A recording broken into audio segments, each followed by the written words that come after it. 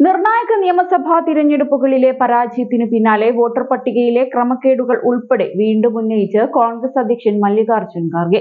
തിരഞ്ഞെടുപ്പിന് മുന്നോടിയായി വോട്ടർ പട്ടികയിൽ കൃത്രിമം കാണിക്കുന്നത് ഉൾപ്പെടെയുള്ള വൻതോതിലുള്ള വോട്ടർ തട്ടിപ്പുകളെ കുറിച്ചുള്ള കോൺഗ്രസിന്റെ കാലങ്ങളായുള്ള ആരോപണം ഒന്നുകൂടി ശക്തമായി ഉന്നയിക്കുകയാണ് അദ്ദേഹം. ഡൽഹിയിലെ കോൺഗ്രസ് ആസ്ഥാനത്ത് നടന്ന നിർണായക യോഗത്തിലാണ് ഖാർഗെ ഈ വിഷയം വീണ്ടും ഉന്നയിച്ചത്. കഴിഞ്ഞ ഒരു പതിറ്റാണ്ടോളമായി കോൺഗ്രസും മറ്റു പ്രതിപക്ഷ പാർട്ടികളും വോട്ടെടുപ്പിലും വോട്ടെണ്ണലിലും കൃത്രിമം നടന്നതായി ആവർത്തിച്ച് അവകാശപ്പെട്ടിരുന്നു.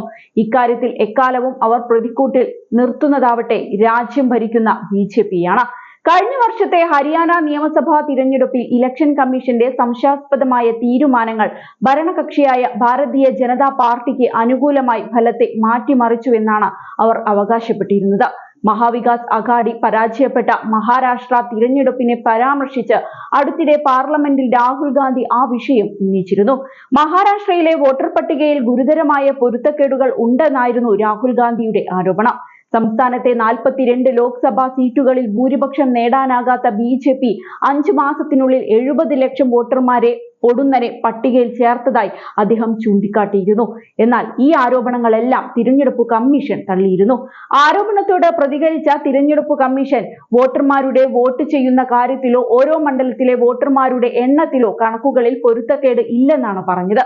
എന്നാൽ ഈ വിഷയം വിടാൻ കോൺഗ്രസ് ഒരുക്കമല്ലെന്നാണ് ഖാർഗെയുടെ വാക്കുകൾ സൂചിപ്പിക്കുന്നത്.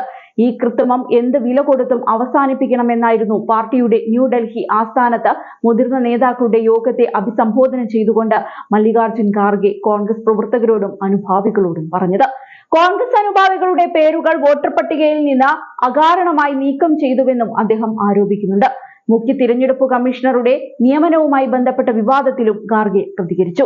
നേരത്തെ സുപ്രീം കോടതിയുടെ ഉത്തരവ് പ്രകാരം മുഖ്യ തിരഞ്ഞെടുപ്പ് കമ്മീഷണറുടെ സെലക്ഷൻ കമ്മിറ്റിയിൽ ചീഫ് ജസ്റ്റിസിനെ ഉൾപ്പെടുത്തിയിരുന്നു. എന്നാൽ മോദിജി അദ്ദേഹത്തെയും നീക്കി.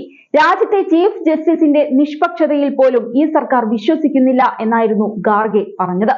അതേസമയം മുഖ്യ തിരഞ്ഞെടുപ്പ് കമ്മീഷണർ നിയമനത്തിന് പിന്നാലെ തന്റെ വിയോജന കുറിപ്പ് പരസ്യമാക്കി പ്രതിപക്ഷ നേതാവ് രാഹുൽ ഗാന്ധിയും എത്തിയിരുന്നു. സുപ്രീം കോടതി ഉത്തരവിന്റെ ലംഘനമാണ് കേന്ദ്ര നടപടിയെന്നാണ് രാഹുൽ ആരോപിച്ചത്.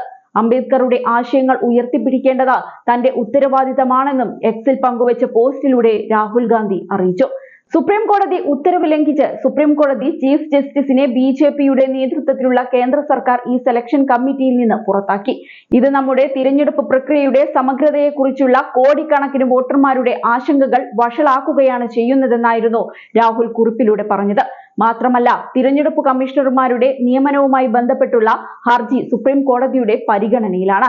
സെലക്ഷൻ കമ്മിറ്റിയുടെ ഘടനയും പ്രക്രിയയും സുപ്രീം കോടതിയിൽ ചോദ്യം ചെയ്യപ്പെടുകയും 48 മണിക്കൂറിനുള്ളിൽ കോടതി വാദം കേൾക്കാനിരിക്കുകയും ചെയ്യുന്ന സാഹചര്യത്തിൽ ഇതിൽ പ്രധാനമന്ത്രിയും കേന്ദ്ര ആഭ്യന്തരമന്ത്രിയും അർദ്ധരാത്രിയിൽ തീരുമാനമെടുത്തത് അനാദരവും മര്യാദകേടുമാണ് എന്ന് രാഹുൽ തുറന്നടിച്ചിരുന്നു.